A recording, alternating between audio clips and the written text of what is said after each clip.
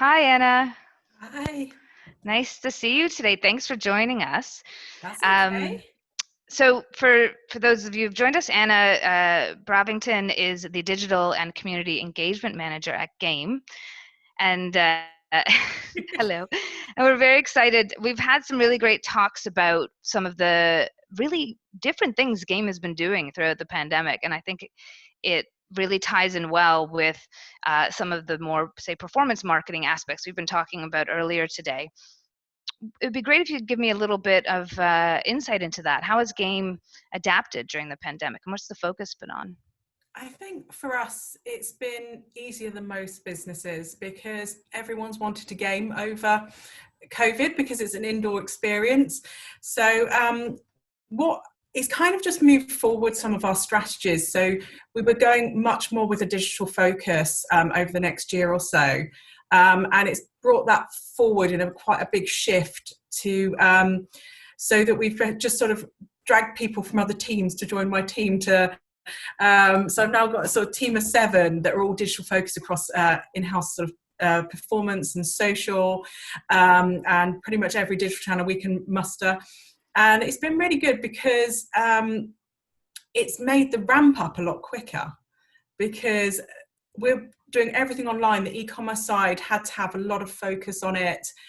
We had to draw more traffic to it because our stores often have a very different audience to our online. Online can be a lot of people that they just know what they're looking for, whereas our stores have been much more for people that don't understand what they need to buy. They need some help, and our store staff are there to advise and guide people. So for us, it's about bringing that digital experience online. So that sort of customer service. How do you help people when you don't have a face to help people? You've got a website, which is much harder. Mm-hmm. So we've been doing sort of articles to advise people, switch versus switch light, trying to replicate those questions that people ask. What should I buy my 7-year-old son for his birthday that we would normally get? So it's been a really interesting experience because it's something we were going to do anyway, but we've just had to do it at a quicker pace, which meant, it didn't go through all the checks and balances that we normally do. But in the same way, that's actually been really good for us because it's been really agile. We've sort of thought on our feet quite a lot, and it's worked really well. A lot of our content is being picked up by the people that wouldn't normally shop on our website.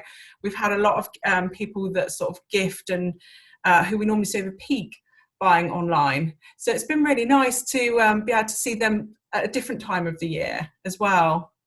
Yeah, definitely. It's one of the things we talked about, which I think a lot of people can relate to, is the change in screen time and with Yeah. families, and this idea. And I was saying to you, I had a lot of friends who were like, I will never let my kid play video games or go on the iPad. And then lockdown Yeah. happens and everyone's just like, play away, give me Yeah. 5 minutes. How have Yeah. you seen this happen for Yeah, you? it's really funny. I'm on a lot of parents groups because I've got a 4-year-old, and there was one lady, and she said, "My son has been on his Xbox for 16 hours straight. Is this normal?" Oh gosh. So we're seeing it a lot more because that people are working and the kids are trying to occupy themselves. And the one great thing that a lot of gamers understand is that there's a lot of great community online. I saw this wonderful tweet ages ago about a guy that had been on Xbox playing with a sort of group of guys for about 10 years. It was a long time. And he just invited one of them who he'd got to know really well to his wedding, and he was a best man. And it Wow. just shows those relationships, how strong they are through gaming. And I think a lot of gamers understand this. They understand relationship, but it's got a bit of a taboo outside of it. Mm-hmm. So parents being around their children, seeing how in this time when they can't connect with friends and family in real world, they're able to just talk to them online, and they're like, oh, this is really good. People are talking to each other and having a good time, and actually they're not missing them as much. So I think it's been a real eye-opener on how the different generation is changing, and actually screen time doesn't need to be bad. It just needs to be, used correctly and people do enjoy it. So it's taken away that taboo a bit.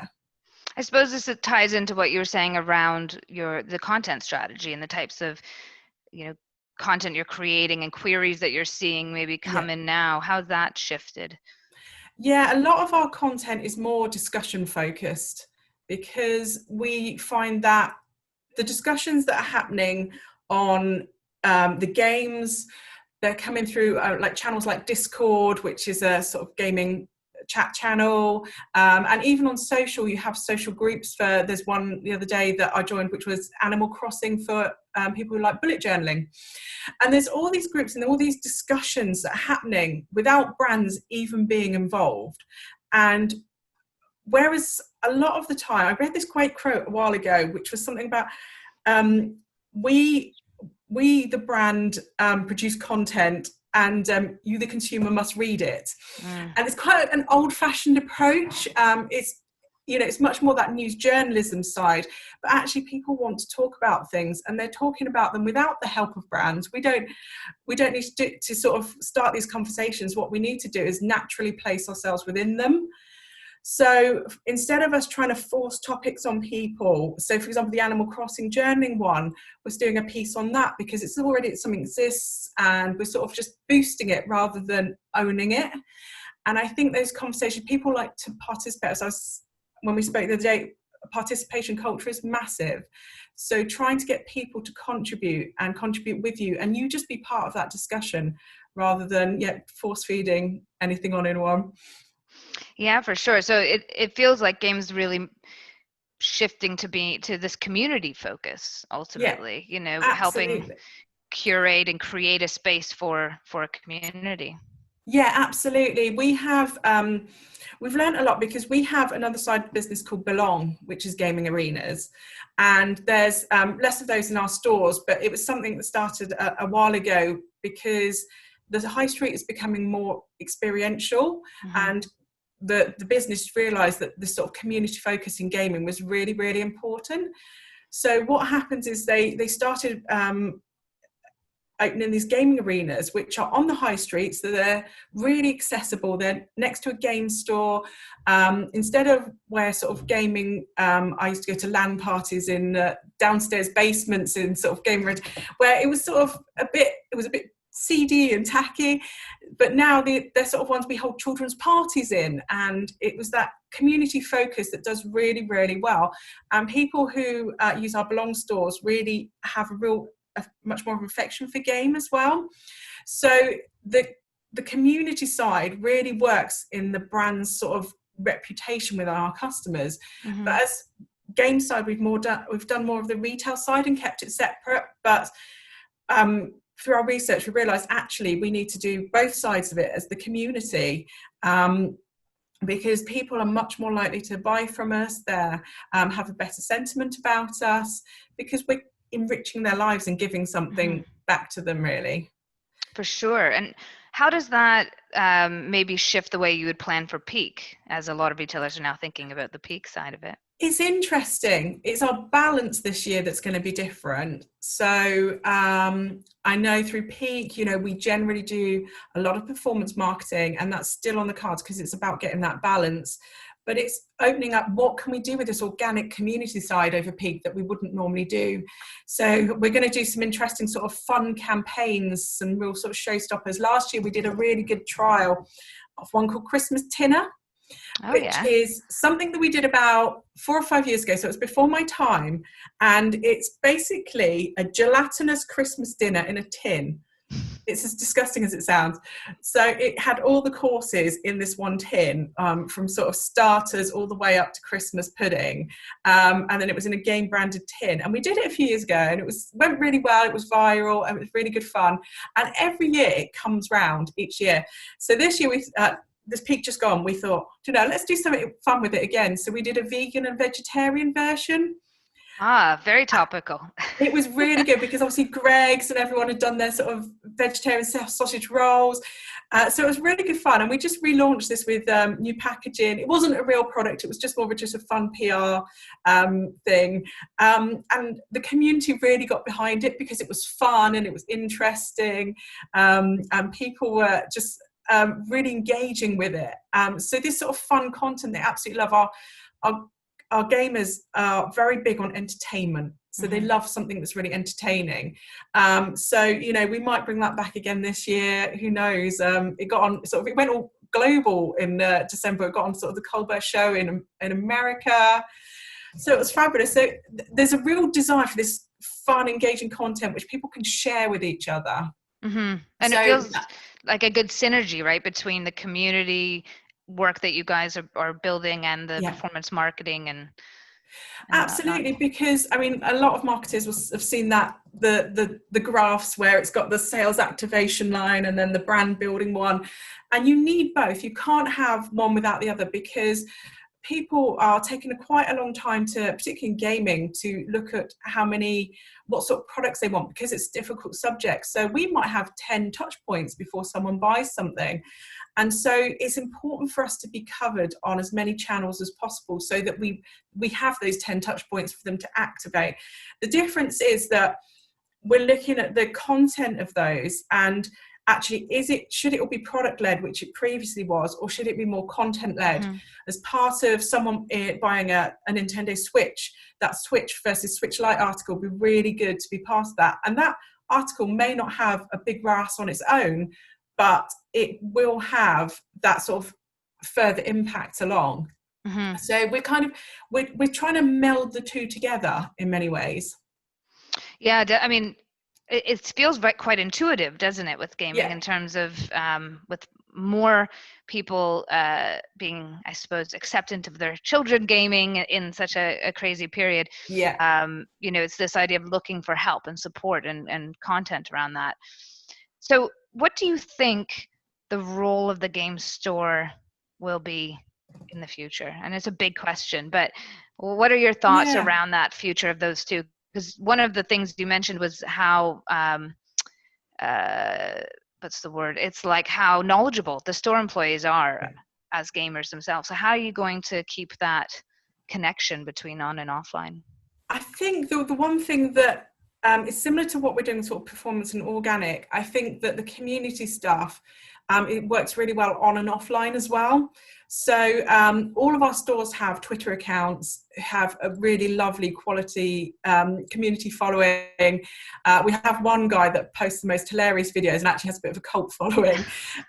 So they're already sort of have those own mini communities, and the idea is that sort of we blend with that, so helping them put on community events and sort of being part of their community a little bit more locally, and sort of helping our big channels and our main channels help push people towards them, because if people haven't been in that store before, they might want to go and engage with some of our employees and get some help. And some people really like face-to-face contact, so it'd be lovely. And then from the Belong side as well, it's sort of raising that awareness with Belong as well, that you can shop and you can play games at the same time.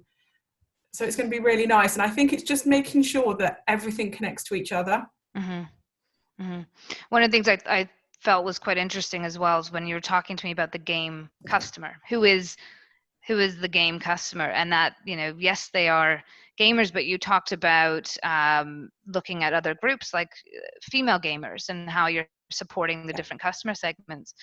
What's kind of Games Initiative looking at the different growing segments of gamers that are out there now? Well, for us, it's not, once again, not forcing it. So, for example, there is a large community of gamers who game together, game themselves. It's about supporting that. So, as a woman myself, I find some of the stuff that's aimed at women quite condescending. We know our groups, we understand them, we know what we want to do. So, what we're trying to do is do content that women would like, but not actively say this is for women. We just know that that's something that they lean towards more of. I'm part of quite a lot of Facebook groups in gaming, and like the one example I gave earlier, the bullet journaling one, women are much more likely to be part of that group. So if we do that content, we're not going, here's content for women. It's something they would enjoy more. We've done a few surveys on women in gaming, so we understand sort of how they are in games and what they perceive from different gamers, which has given us a bit of an understanding of where they might need help, a lot of that is people understanding that there is very large community of female gamers. Our Alongside does some great women's gaming tournaments. So it's just being part of that. There's a fabulous magazine called Gaming Magazine that does LGBTQ community. So we're really keen to do some stuff with them. I just noticed that the guy had sent me something on the new their new gaming awards. So that's some, I've been keen to get involved in them. And for us, it makes sense to get part of them because they have the community, they understand the community, and it's rather than us saying, here we are, we're now doing this, it's actually being naturally part of what their activity is rather than us trying to force ourselves into that space. So it's making sure that people who are the experts get to talk to the customers. So we have, in my team, I have a lot of female gamers. It makes sense that they write some of the articles, so that when women read our articles, they see female gamers talking about what they like and what they do. We're starting to, in the next few months, sort of surface more on social as well, so that people can see that actually there are people that work at Game that are just like you. So it's making sure, the one thing that I keep reading at the moment is people want to see people like them in advertising and marketing, which is completely understandable. When I was a gamer 20 years ago, when I was really into gaming, I remember going to LAN parties and I was the only girl. And it's weird because you're like, where's everyone else? But it was a bit of a taboo subject. And even some of the younger members of my team, they say it's still a taboo subject being a female gamer. Like, oh, you're a gamer. So we're trying to break those boundaries, but we don't want to try and force it. We want to just be that extra voice in there to help people. So that's great. We talked as well a bit earlier on some of the other talks around the role of experiential and technology and that side of thing in creating an experience for customers, and Game being such a visual, community-based activity. Is there anything in the pipeline for Game taking a look at taking that a step further, maybe using the physical stores in that way? Yeah, we've looked at a few avenues, sort of through gaming and offline as well. There's some wonderful examples of events in games like Fortnite, where DJ Marshmello did a concert inside Fortnite, and everyone gathered and listened to it. So they're replicating these sort of in the game, they're replicating these sort of off-world events, which we think is really relevant to our audience. For us, another one is augmented reality. I think you guys spoke about that earlier. So there's a great company that does almost like a Pokemon Go for marketing. So Pokemon Go is, if anyone doesn't know, it's where you go around and you try and find Pokemon and you have to walk around the streets. But we can, there's a platform that will do that for us. So we can do like competitions where people have to go maybe around London and find all these different things that we've left. And if they find them, they win a prize. So it's trying to sort of think about our audience. They're very tech-minded and tech-savvy, and trying to bring it sort of both ways, so the real world into the games and the gaming world into the real world. So I think augmented reality will be a big part of that, because we can do it around stores, and also things like Snapchat filters as well, bringing that sort of offline, online. TikTok is one thing we're massively looking into at the moment, trying to get people to know people and to sort of surface them. No, that's great. And it feels like there's a lot of synergy between what different brands and retailers are looking at right now, which probably has been brought up from the time over pandemic, where everyone's rule book was thrown out of the window and you had to kind of rethink the audience and the strategy. To kind of wrap up, if you were to give any retailers or brands or marketing professionals any kind of takeaway or tip on what your approach with Game is, post pandemic, what would that be? I think it's the same tip that I'd probably actually give pre-pandemic, which is I saw this wonderful talk a little while ago called The Underdog Mindset. And it's about never losing that startup mentality, about always questioning and always changing. And I think that helps, particularly with the pandemic, because when things are changing, it gives you that idea to be able to change quickly and rapidly. And from sort of like that sort of underdog and startup mindset, that's been part of the way that we've managed to change a lot from performance marketing of what we thought we should do to some of the more organic, maybe stuff that more startups and smaller businesses are doing, by thinking, actually, no, we're not too big for this. This is important and this is what people want, and keeping it really active. So yeah, never lose that startup mindset, I'd say.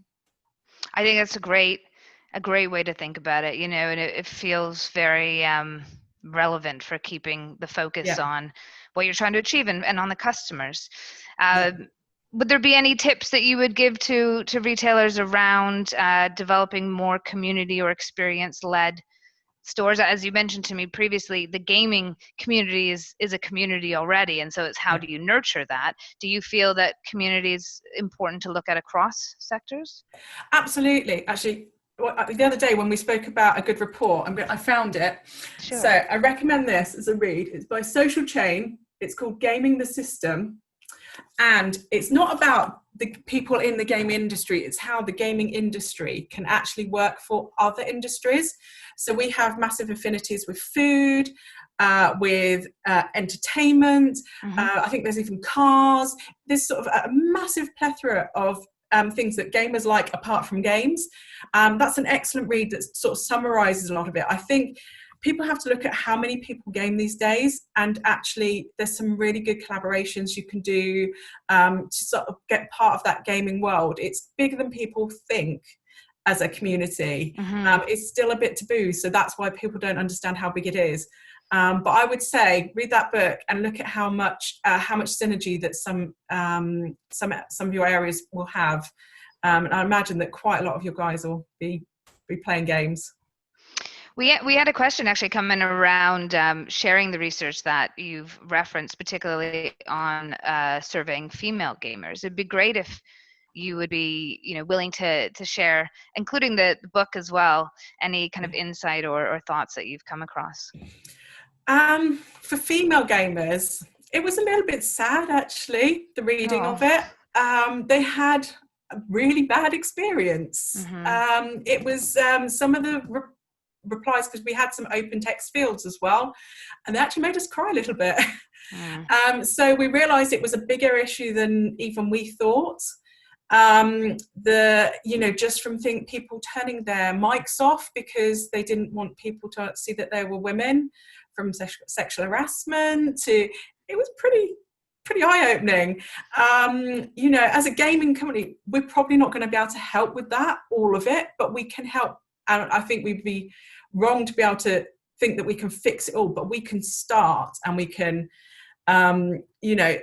look at the diversity of gamers. There was a great report by Gaming Magazine, who I mentioned earlier, who was looking at LGBTQ staff in the gaming industry, and it's the percentage is huge. It's about 25% compared to sort of who in the general population, where it's about 4%. So the same with women. There are a lot of women gamers, and it's sort of trying to work out how we can help them without being too pushy, listening to them. I mean, this is the whole point of our survey, was to listen to them and understand, rather than say, we think you're feeling this. It's more tell us how you're feeling.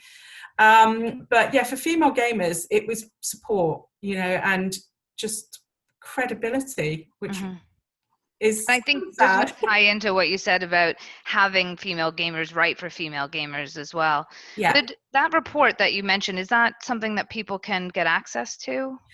Not at the moment. It's something we're looking at, but because we had a lot of open answers and things like that, that some people might be quite easy to sort of spot who they are.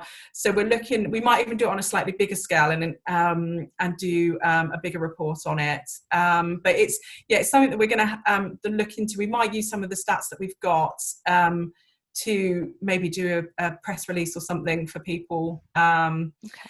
to do. One of my team as well, she's apprentice at uni, so she used it as her whole coursework for her first module. So we've got a real expert on our hands there. Well, that's great. And yeah, as I said, everything you've referenced in terms of other reports and books that you know Yeah, of, you'll share with us, and we'll share out for anyone who's interested in yeah, taking a look at that. absolutely. Well, thank you. It's been really great to talk to you. There's lots of exciting community-focused changes happening, Yeah, with game, and it's something for us to really to take a look at and see how that progresses. So thank you so much for your time, and I no really worries. Thank appreciate you it. so much for inviting me. Oh, our pleasure.